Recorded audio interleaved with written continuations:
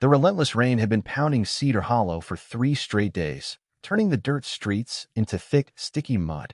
Yet the townsfolk seemed oblivious to the small, bedraggled figure hunched beneath the shattered awning of the old general store. A woman, soaked to the bone, held her 2 little children close, shielding them from the cold downpour. People passed by without so much as a glance, moving as though the trio were shadows, ghosts of the town itself. Just a few days earlier, these same neighbors had spoken her name with respect, or at least curiosity. Now, they skirted around her as if proximity alone would taint them. It was an abrupt reversal, sudden and inexplicable to anyone outside Cedar Hollow. Mercy Whitmore had once been the heart of the community. Her children, Tommy and Lucy, had run laughing through the streets alongside other children, and her kindness had earned her invitations into homes and hearts alike. But all that had vanished in a single night, leaving only whispers of fear and silent avoidance. Even familiar faces like Martha Henderson, a neighbor who had borrowed Mercy's tools just last month, could not meet her gaze. Clutching her groceries, Martha's expression twisted into one of revulsion before she scurried past, leaving Mercy to wonder again what she had done to deserve this. Tommy, shivering in his soaked clothes, whispered to his mother, "Mama, why won't anyone help us?" Mercy had no answer. She could only pull him closer, pressing Lucy against her chest as the younger girl whimpered, her small lips blue from the cold. It had all changed 3 nights ago. A single event had altered everyone's perception, turning kindness to suspicion, community to isolation. None of the townspeople could see the truth behind their fear, but someone else could. From the dim, smoky porch of the saloon, Ezekiel Marsh watched, a half-empty glass of whiskey in his hand. Most believed him too drunk to notice the world around him, and that misconception served him well. But his eyes, sharp despite the haze of alcohol, were fixed on the family. Ezekiel knew the story no one else did. He had witnessed the night that had shattered Mercy's reputation, the night she had acted with courage and selflessness while condemning herself in the eyes of the town. What gnawed at him was not just the unfairness, but the sheer blindness of the people who would rather cling to lies than face reality. One by one, other townsfolk passed by, avoiding the family as though their presence could spread some imagined contagion. Jim Bradley, the blacksmith, hurried across the street to avoid the children's gaze, and Mercy's shoulders drooped further with every snub. Lucy's cries grew louder, blending with the sound of rain splattering on the wooden overing. Ezekiel set his glass down with a clink, the movement sharp enough to draw the bartender's nervous glance. Trouble usually followed when Ezekiel's gaze sharpened in that certain way, but this time, the disruption he intended was different. Pushing himself off the porch, he stepped into the rain, ignoring the chill and the mud that sucked at his boots. The downpour stung his face, cutting through the fog of whiskey and waking something deep within him. The town recoiled as he crossed the street, slamming doors and shuttering windows in anticipation of conflict. Even the usually unflappable Pete had retreated indoors, leaving the family alone to suffer the collective scorn of the town. Mercy looked up as the man's shadow fell over her. Recognition flickered in her eyes, but so did caution. She tightened her hold on her children. Ezekiel's voice cut through the rain, steady despite the slur in his words. He spoke of events Mercy could barely bring herself to recall. The night when a handful of men had come to terrorize the doctor, seeking revenge for treating those they deemed unworthy. Mercy had intervened, saving lives with a choice that had condemned her to isolation. Her face drained of color. "I don't know what you mean," she stammered, her voice barely audible. "Sure you do," Ezekiel said, crouching so he could meet Tommy's curious gaze and coax Lucy's face from her mother's shoulder. "You know exactly what happened. 3 nights ago, you did what had to be done to protect people who had no idea how close they were to danger." Mercy pressed her children tighter, desperate to shield them from the truth that had cost her everything. But Ezekiel's presence was a lifeline. For the first time in days, she felt a glimmer of hope that someone, at least, understood. And in the storm-soaked street of Cedar Hollow, where the world had turned its back on Mercy Whitmore, Ezekiel Marsh would soon act, risking everything to defend the woman who had saved lives at the expense of her own reputation. The rain continued to fall relentless and cold, but for the first time, Mercy did not feel entirely alone. The battle for truth and redemption was just beginning. Rain pounded relentlessly on the broken awning, turning the wooden boards into slick, treacherous surfaces. Beneath it, a woman and her 2 young children huddled close, shivering and soaked. The people of Cedar Hollow passed by without a second glance, their faces set in habitual indifference, as though the trio were ghosts rather than flesh and blood. Just hours earlier, these same neighbors had whispered Mercy Whitmore's name with fear and derision. And yet now she and her children were invisible. Ezekiel's voice cut through the storm, steady and grave, carrying a weight that had nothing to do with the bottle at his side. Why are you sitting here, letting the rain take you, when there's someone willing to protect you? Someone who isn't afraid to face the truth. Before Mercy could respond, a small voice trembled in the downpour. Mama, who is he talking about? What men? Mercy's hands shook as they brushed against her son's damp cheek. She had spent years shielding her children from the brutality that had shattered their lives, trying desperately to preserve their innocence. Yet now, as the cold seeped into their bones and time slipped away, that innocence felt like a luxury she could no longer afford. Ezekiel studied her quietly, as if he understood her inner battle. He had known impossible choices, the moments when doing what was right demanded sacrifices too heavy to bear. I can help, he said softly, almost reluctantly. But first, you have to stop pretending that night never happened. This town won't change its mind about you, and your children are running out of time. Thunder rolled across the sky, a dark drumbeat that mirrored the storm in their hearts. Mercy looked at Ezekiel, the town drunk, dismissed by everyone as nothing more than a nuisance, and in his eyes she saw something startling, a flicker of recognition. You were there that night, she whispered, barely audible over the rain. Ezekiel's jaw tightened. The memory had not escaped him, despite the haze of whiskey and the passage of years. He had been there, unseen, unnoticed, and too afraid to intervene. I was leaving Murphy's Tavern when I heard the shouting, he admitted, water cascading into his eyes. I saw 3 men dragging Dr. Patterson toward the river, muttering about how he needed to learn what happens to people who don't belong here. Tommy's brow furrowed in confusion, but Mercy's gaze never left Ezekiel. Her mind replayed that night in vivid detail, the fear, the impossible decision, the instant when life changed irreversibly. I should have stepped in, Ezekiel said, his voice raw with remorse deeper than alcohol could ever dull. I watched from behind the grain wagon. What? Mercy's voice cracked. She tried to shield her children from the truth, but he was relentless. You ran right at them. No weapons, no allies. Just a woman who refused to stand by and watch an innocent man suffer. His bloodshot eyes met hers. You threw yourself between them and the doctor. You took the blows meant for him. Lucy whimpered softly, and Mercy wrapped both children in her arms, protecting the tender bruises hidden beneath her tattered dress, the cost of conscience paid in silence and suffering. Ezekiel pressed on, his words harsh against the thunder. And when it was over, when the doctor survived, what did the town do? Did anyone thank you? Did they recognize your courage? Mercy's mind flashed to the aftermath, whispered conversations that ceased when she passed, fearful glances, and the quiet realization that her bravery had marked her family as dangerous. They decided you were trouble, Ezekiel said. Anyone brave enough to oppose them became a threat. Easier to pretend you don't exist than risk being associated with someone with a backbone. Tommy's small hand cupped her cheek. Are you crying, Mama?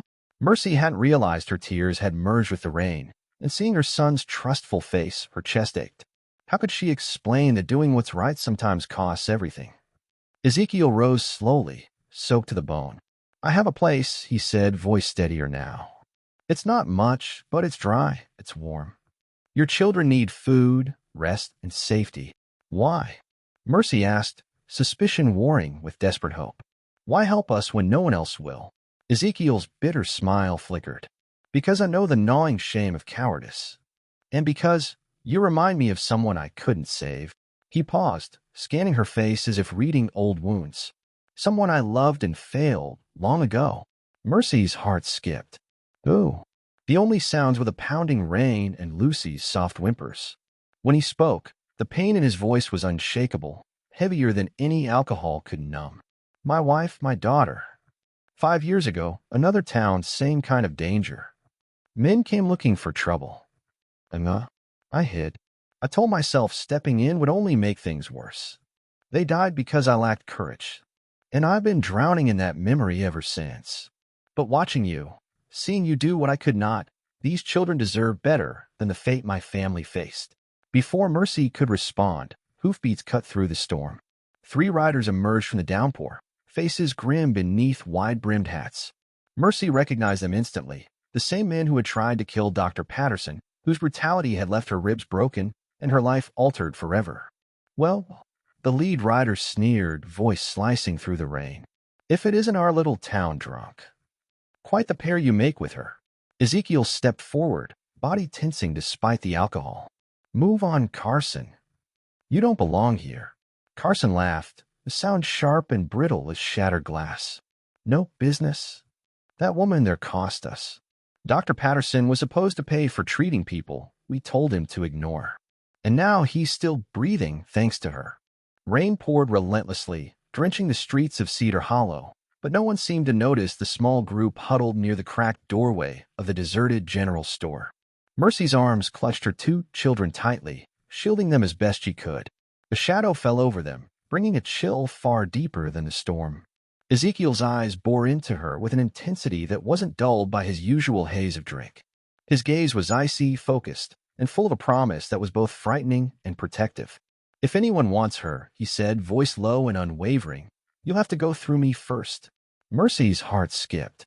The words were free of slurs, free of the usual self-loathing he carried like a second skin. Alcohol hadn't numbed him this time. It seemed to have been burned away, leaving behind a sharp, unflinching resolve. Across from him, Carson's lips curled with a sneer. "I heard you used to be tough, Marsh," he said, his tone a mix of amusement and challenge, "before you wasted yourself on drink and let your family rot." Ezekiel's expression shifted imperceptibly. It was subtle, but enough to make Carson's horse jitter nervously. "That was another man," Ezekiel replied quietly. "That was a long time ago. Today, I don't run." Carson's hand brushed the handle of his gun, the metal catching the dim light, a clear warning of what he intended. His companions mirrored him, weapons ready, trained in the man who hadn't touched a drink that afternoon, or ever since he decided to face the world again. Mercy instinctively drew her children closer, knowing it was a fragile shield at best. "Marsh, step aside," Carson barked. "This isn't your concern." Ezekiel's lips curled into a faint, almost serene smile. It wasn't the bitter mask he had worn for years, but something genuine, almost peaceful. "You're right," he said, voice strong and deliberate. "This shouldn't be my concern. Just like what happened to my family 5 years ago shouldn't have been anyone's concern. And what you did to Dr. Patterson, that shouldn't have mattered to me either. But it does." Carson's finger tensed on the trigger. "And what's your point, drunk?" "My point," Ezekiel said, stepping forward steadily, "is that I've spent too long hiding. I've spent too long letting fear dictate my actions, letting the innocent suffer while I cowered behind excuses and bottles. That ends today." Then something happened that no one in the street expected. Instead of shrinking, instead of pleading, Ezekiel cupped his hands around his mouth and shouted.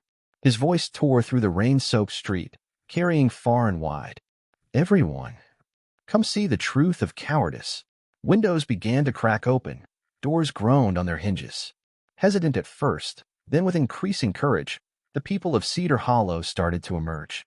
Carson's confident smirk faltered. "Shut him up," he hissed. "That's the plan," Ezekiel called over his shoulder. "Let everyone watch. Let them decide where they stand. Do you hide, or do you act? Do you stand by and let evil take its course, or do you fight back?" Faces appeared at windows, people stepping out into the rain. Ezekiel called names, bringing the past into the present. "Martha Henderson, remember the flower you took from Mercy last month? Look now. Jim Bradley, remember her husband feeding your starving horses? Look." Each voice, each recollection drew more watchers. The street filled with nearly 50 townsfolk, silent, tense, witnessing the standoff. Carson's advantage, built on secrecy and fear, began to crumble. The bullets in his holster meant little against the weight of an entire town forced to confront its own silence, its own complicity. And Ezekiel, unarmed but unflinching, stood as a living testament to courage. He had turned the hunted into the witness, and the indifferent into participants. The storm raged on, but now it carried with it the sound of a town awakening. Ezekiel's eyes scanned the soaked, hesitant crowd. The rain had turned the streets into slick ribbons, yet here he was standing firm, challenging a man ready to spill blood without remorse. "You're about to make a huge mistake, Marsh," Carson growled, though his voice wavered under the weight of tension. His previous confidence seemed to falter. These people won't lift a finger for you. They're all just afraid, hiding behind their own timid faces, exactly as they've always been. Ezekiel tilted his head, considering the claim. Maybe you're right, he admitted, but here's the thing about fear. Sometimes it burns out, and shame becomes unbearable. He turned to face the assembly, his voice ringing over the storm like a bell unafraid of thunder. 5 years ago, I watched my wife and daughter taken from me. I froze. I told myself it was practicality, that standing up would be pointless. But the truth? The truth was simpler. I was a coward. I cared more about protecting my own skin than fighting for them. And since that day, I've been drowning in that guilt, letting it eat at me from the inside. The crowd shifted uneasily. Martha Henderson took a cautious step forward, followed by her husband, his jaw clenched in renewed resolve. Others in the crowd began to stand taller, faces hardening, courage sparking where doubt had lingered. Ezekiel's gaze swept across them, settling finally on Mercy, standing defiant against danger with no weapon, no reinforcements, just the raw power of bravery. Watching her, he said, motioning toward Mercy, risk everything to shield an innocent man, to stand against killers alone. It made me realize something crucial. Carson drew back slightly on his horse, eyes flicking nervously between Ezekiel and the crowd. Fear isn't forever, Ezekiel continued, voice steady over the pounding rain. It's a choice we make every day. And today, I choose differently. Today, I decide to be the man my wife and daughter believed I could be, the man they deserve to have in their lives. Carson's scream cut through the storm as he raised his gun. That's enough. But Jim Bradley emerged from the crowd, a massive hammer gripped in his hands, blackened and scarred from years of labor. If you want to shoot Carson, he barked, you're going to have to go through all of us. Martha Henderson stepped forward to join him, pale yet unwavering. She saved Dr. Patterson, our town's healer. She saved our lifeline, she said, voice shaking but firm. One by one, more people moved forward, shopkeepers, farmers, mothers clutching their children. A human barricade rose, silent yet formidable, placing themselves between Carson and his intended victims. Fury twisted Carson's face. He had expected the same trembling drunk from 5 years ago, the man who had cowered instead of acting. Instead, he faced someone who had converted humiliation into defiant courage. This isn't finished, he growled, but the words were hollow. Within moments, he was spurring his horse around, companions following, their weapons lowering before the undeniable show of unity. The rain-slicked street remained still after they left. Mercy's gaze swept across the crowd, stunned by the sudden transformation. Neighbors who had ignored her plight for days were now shields for her family. Ezekiel stepped closer to her, and for the first time since that horrid night 3 days prior, Mercy saw something in his eyes she hadn't glimpsed in 5 long years, hope. Martha Henderson was the first to break the silence, approaching Mercy with an air of quiet determination. Soup's on the stove, she said softly. Bread's fresh. Your children need nourishment. Jim Bradley followed, water dripping from his thick beard. My wife has dry clothes for the little ones, and a warm room ready. All of you are welcome. Slowly, others began offering whatever they could, food, blankets, shelter, even employment. The generosity they had withheld vanished, as if the shame of their own previous cowardice had unlocked their better natures. Mercy felt dizzy, trying to grasp the sudden, overwhelming shift. Why now? She whispered, voice trembling against the storm. After days of ignoring us, why this change?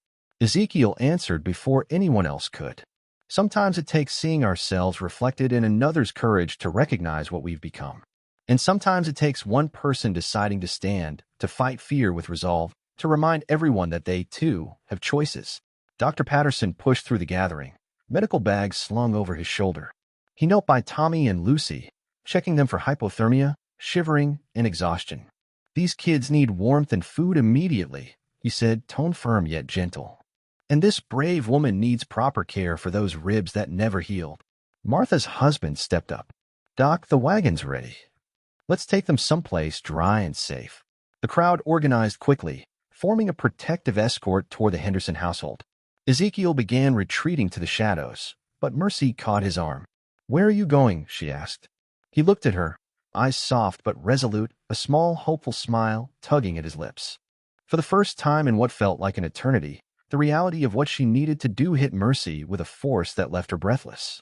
She had postponed this moment for far too long, 5 years to be exact.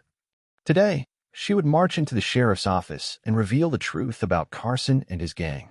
Someone in authority needed to know the horrors they had inflicted, and she was determined to be that person. Ezekiel watched her quietly, his eyes tracing the lines of worry and resilience on her face, as well as the children clinging to her skirts. Then, with a deep exhale, he admitted to himself a truth long buried. He could no longer hide behind bottles and excuses. He would give up drinking, face the world with clear eyes, and perhaps even lend a hand at Jim Bradley's blacksmith shop. His hands, once steady and skilled, had been numbed by years of whiskey, but they could still remember the work they were meant for. Tommy's gaze was fixed on the towering figure who had rescued them from despair. "Will you come see us again?" he asked, the innocence of a child carrying hope. Ezekiel smiled faintly. "If your mother welcomes a man who's finally learning not to be a coward, I'd be glad to visit." Dr. Patterson, after a thorough check, confirmed what Ezekiel had hoped.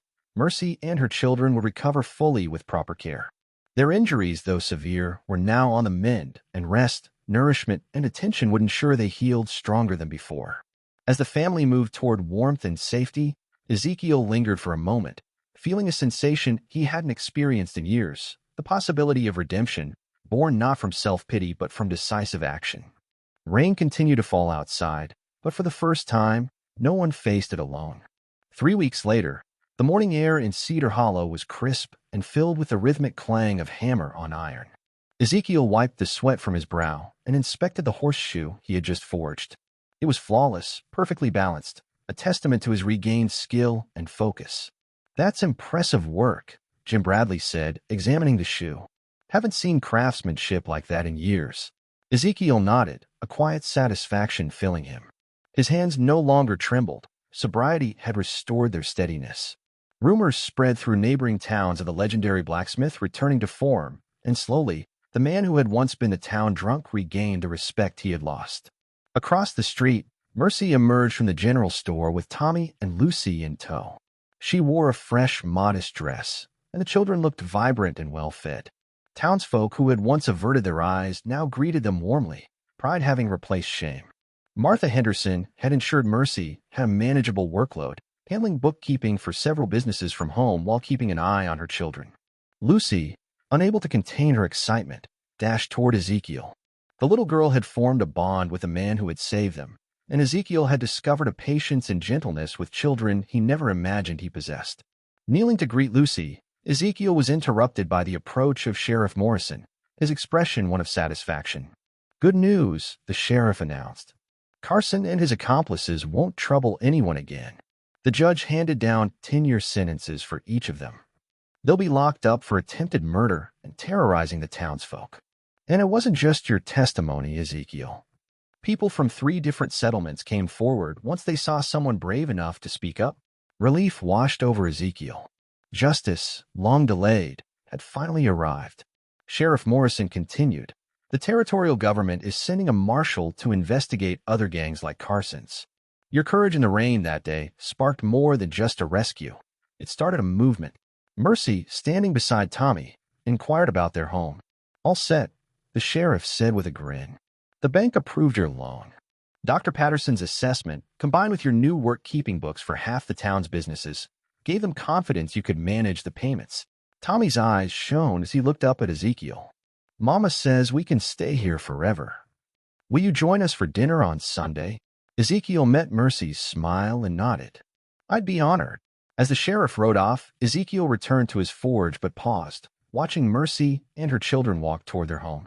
Only 3 weeks earlier, they had been shivering in the rain, abandoned by a town too timid to intervene. Now, surrounded by neighbors who had learned courage and empathy, they stepped into a life full of hope and security. In saving them, Ezekiel had discovered a profound truth. In lifting others from despair, he had finally rescued himself. The sound of hammering continued, echoing through the town, a symbol of renewal, resilience, and the enduring power of courage.